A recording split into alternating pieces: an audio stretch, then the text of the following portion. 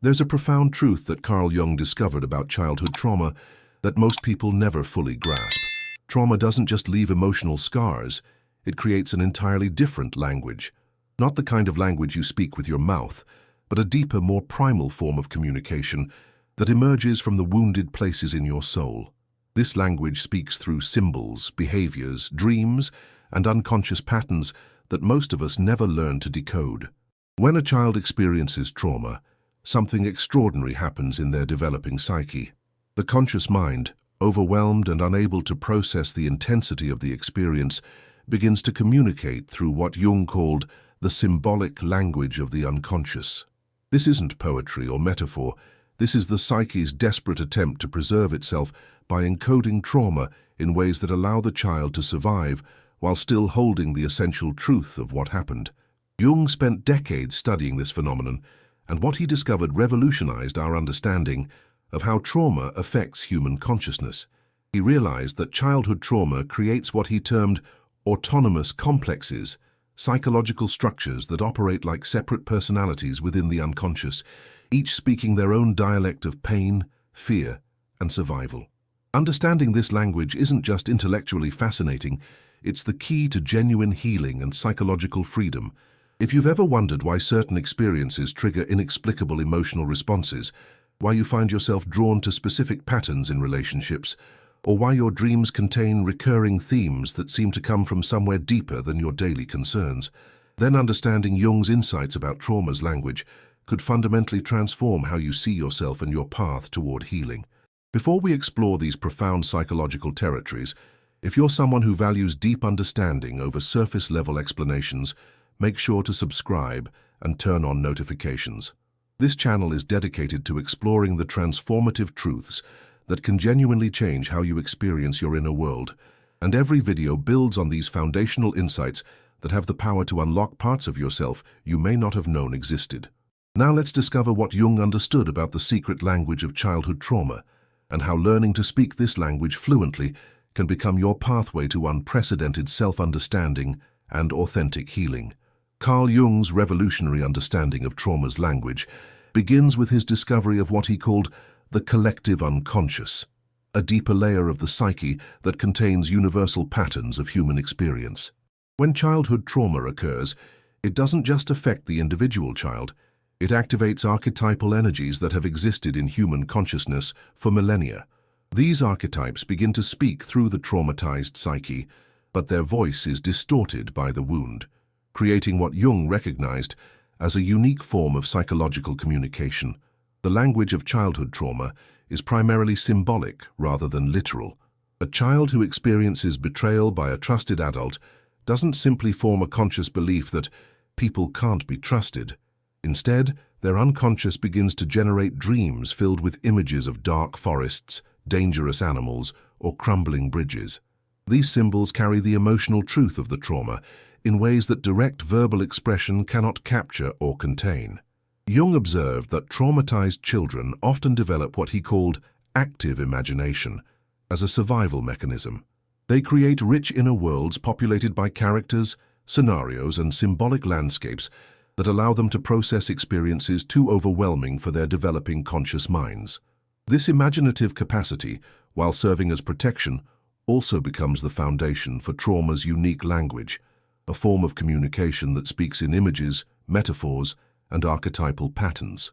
Modern neuroscience has validated Jung's intuitive understanding in remarkable ways. Research shows that traumatic experiences in childhood affect the development of language centers in the brain, often creating what researchers call pre-verbal trauma experiences that become encoded in the nervous system before the child has developed the capacity for verbal processing. These experiences can only be accessed and healed through non-verbal therapeutic approaches that honor the symbolic nature of trauma's communication. The shadow archetype plays a particularly crucial role in trauma's language. Jung understood the shadow as the repository for all the aspects of ourselves that we've been forced to reject or deny. In childhood trauma, the shadow often becomes the voice of the wounded child, speaking through symptoms, compulsions, and reactive behaviors that the adult conscious mind doesn't understand or recognize as meaningful communication. For example, A child who experienced emotional neglect might develop a shadow that speaks through perfectionism, the unconscious belief that only by being flawless can they earn the love and attention they were denied. This isn't a conscious decision, it's the shadow's attempt to communicate the original wound and create a strategy for avoiding future rejection. Understanding perfectionism as the shadow's language, rather than simply a personality trait, opens entirely different possibilities for healing.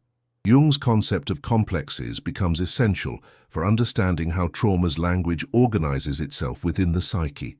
Complexes are autonomous clusters of psychological energy that form around significant emotional experiences, particularly traumatic ones. Each complex carries its own emotional charge, its own memories, and its own way of interpreting reality. Most importantly, each complex has its own voice, its own dialect within trauma's language. A person who experienced childhood abandonment might develop what Jung would call an abandonment complex that speaks through chronic anxiety in relationships, hypervigilance about others' emotional states, or compulsive people-pleasing behaviors. This complex doesn't communicate through words, it communicates through emotions, physical sensations, and behavioral patterns that operate automatically whenever the person encounters situations that resemble the original trauma. The fascinating aspect of complexes is that they often contain not just the wound but also the healing potential. Jung discovered that when we learn to dialogue with our complexes, rather than being unconsciously controlled by them, they can become sources of wisdom, creativity, and authentic personal power. The abandonment complex, when consciously engaged, might reveal extraordinary capacity for empathy, deep appreciation for connection, and finely tuned sensitivity to others' emotional needs. Dreams represent perhaps the purest expression of trauma's language.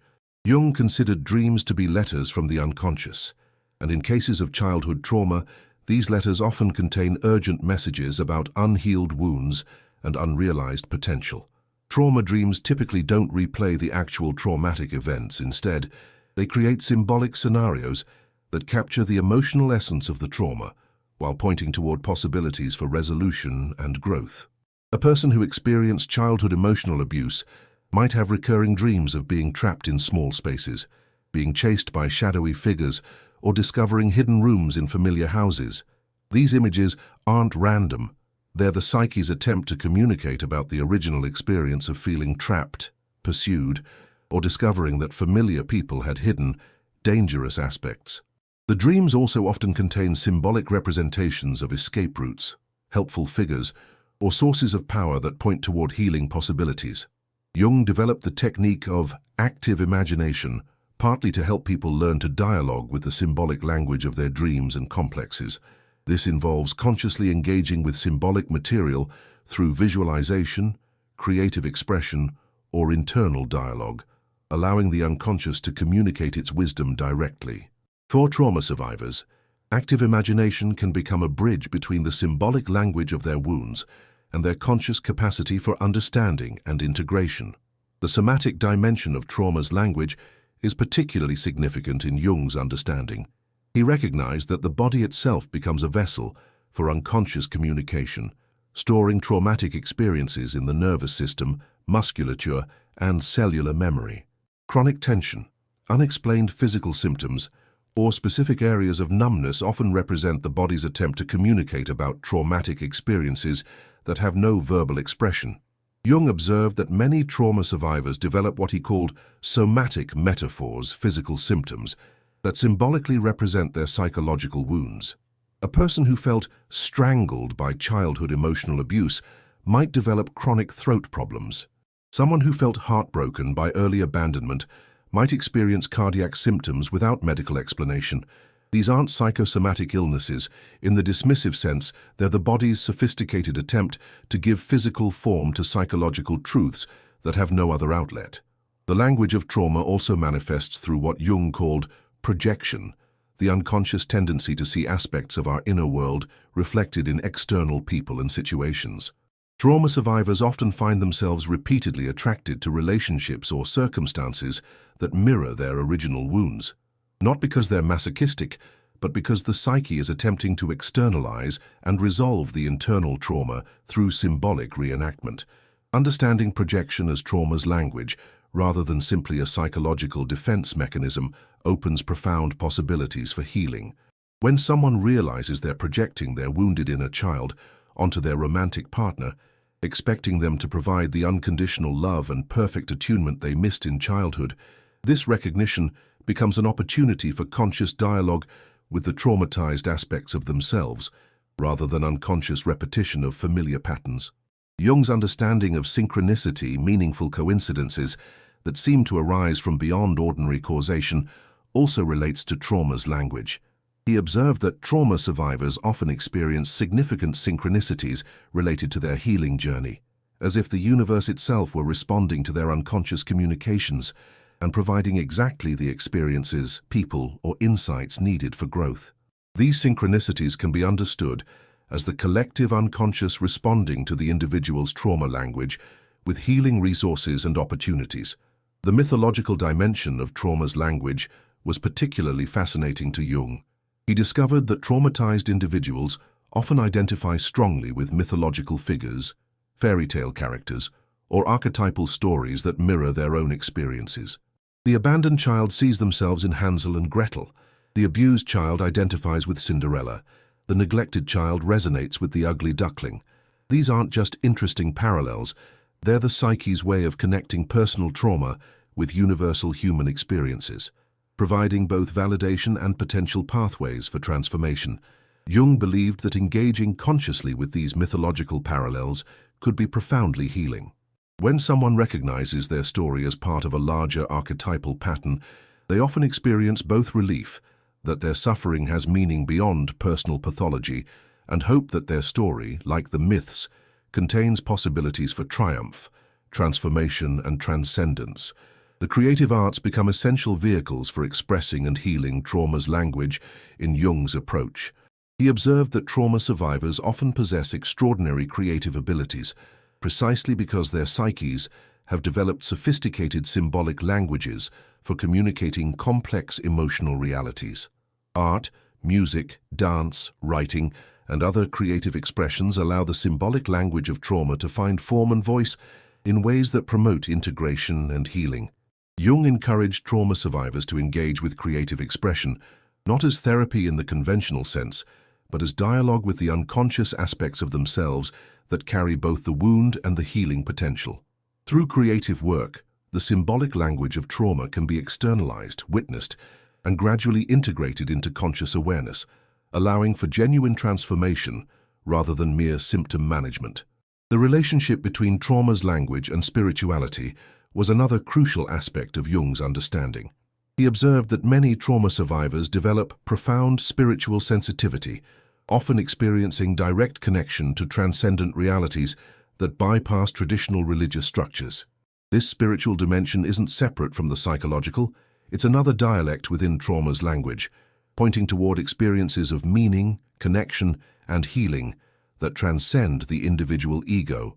Jung noticed that trauma often serves as what he called an initiation, an experience that, while devastating, also opens doorways to deeper levels of consciousness and authentic spiritual development.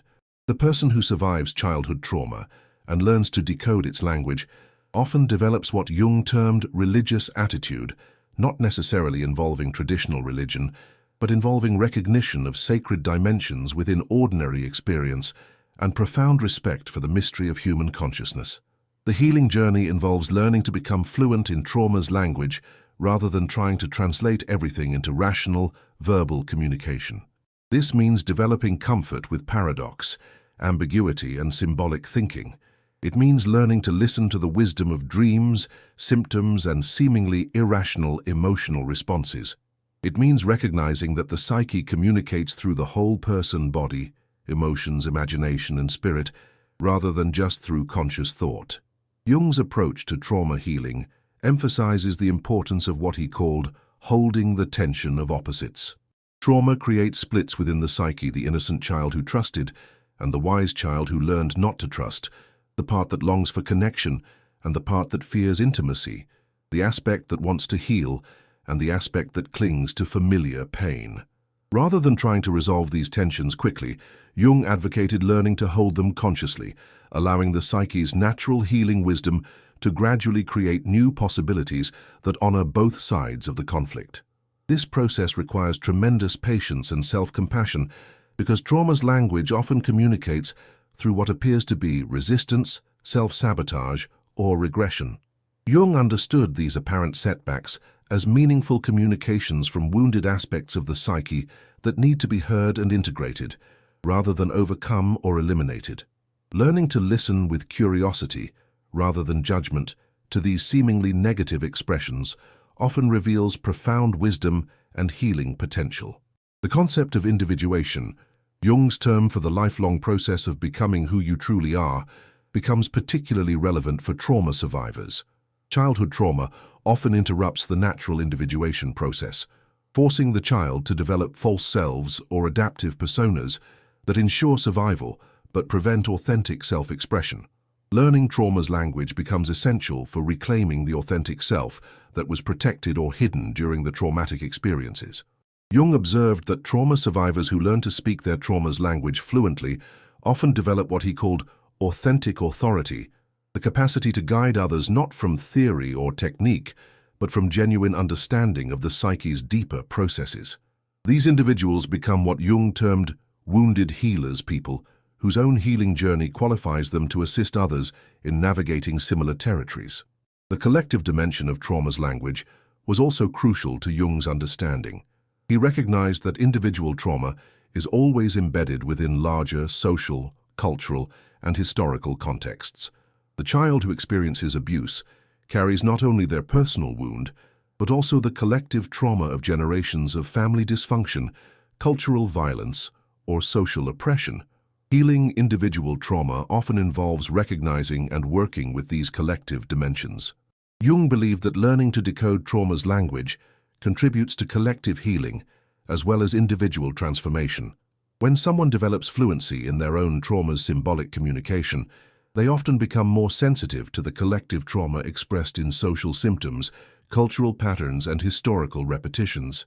This sensitivity can become a form of service, understanding how collective trauma speaks through social problems and working consciously to promote collective healing. The integration of trauma's language doesn't eliminate the original wound or make everything okay in a superficial sense. Instead, it transforms the relationship with the trauma from unconscious compulsion to conscious choice. The person learns to recognize when their trauma language is active, to understand what it's trying to communicate, and to respond with awareness rather than automatic reactivity. This conscious relationship with trauma's language often leads to what Jung called post-traumatic growth, not just returning to pre-trauma functioning, but developing capacities for wisdom, empathy, creativity, and authentic connection that might not have emerged otherwise. The trauma, while never welcomed or minimized, becomes integrated as part of a larger story of resilience, transformation, and service to others. Jung's insights about trauma's language offer profound hope for anyone who has struggled to understand their own psychological patterns, relationship dynamics, or creative expressions. The symptoms, dreams, compulsions, and sensitivities that might have been dismissed as pathological or problematic can be recognized as sophisticated attempts at communication from the deepest, wisest parts of the psyche. Learning to speak trauma's language fluently requires dedication, patience, and often professional guidance, but the rewards extend far beyond personal healing. It opens doorways to unprecedented self-understanding, authentic relationships, creative expression, and meaningful service to others who are navigating similar healing journeys. Contemporary neuroscience continues to validate Jung's understanding of trauma's nonverbal language. Research on trauma-informed therapy emphasizes the importance of working with the body, emotions, and symbolic expression rather than relying solely on cognitive approaches. Techniques like EMDR, somatic experiencing, and art therapy all recognize that trauma's healing must honor its symbolic language rather than trying to force it into purely rational frameworks. The implications of Jung's work extend beyond individual therapy to education, parenting, and social policy. Understanding that traumatized children often communicate through behavior rather than words can transform how we respond to difficult children. Recognizing that trauma creates its own language can help teachers, parents, and caregivers become more skilled at decoding the real messages behind challenging behaviors. For anyone who recognizes themselves in this exploration of trauma's language, Jung's message is ultimately one of profound respect for the psyche's wisdom and healing capacity. Your symptoms aren't signs of brokenness, they're sophisticated communications from parts of yourself that have important information to share. Your dreams aren't random neural firings, they're letters from your unconscious containing guidance for your healing journey. The path toward fluency in trauma's language isn't easy, but it's one of the most meaningful journeys a human being can undertake. It requires courage to face what has been hidden, patience to decode what has been symbolic, and compassion to embrace what has been rejected. But for those who undertake this journey, the rewards include not just personal healing, but the capacity to become guides for others who are learning to understand their own trauma's unique voice. If this exploration has resonated with your own experience of recognizing patterns you couldn't quite name, of sensing that your symptoms and struggles might contain deeper wisdom, then you're already beginning to learn trauma's language. Trust that your psyche knows how to heal, that your symptoms contain intelligence, and that learning to listen to the deeper communications of your unconscious can transform your entire relationship with yourself and your life. Jung's greatest gift may be his recognition that within every human being lies the capacity for profound healing and transformation, and that trauma's language, when understood and honored, becomes not a barrier to wholeness, but a pathway to unprecedented authenticity and wisdom. Your trauma's voice has been waiting to be heard, not to keep you trapped in the past, but to guide you toward a future of conscious choice and authentic self-expression. Remember that healing trauma's language is not a solitary journey. Every person who learns to decode their own trauma's communications contributes to collective understanding and healing. Your individual journey toward fluency in trauma's symbolic language becomes a gift not only to yourself, but to everyone whose life you touch with your increased wisdom, empathy, and authentic presence.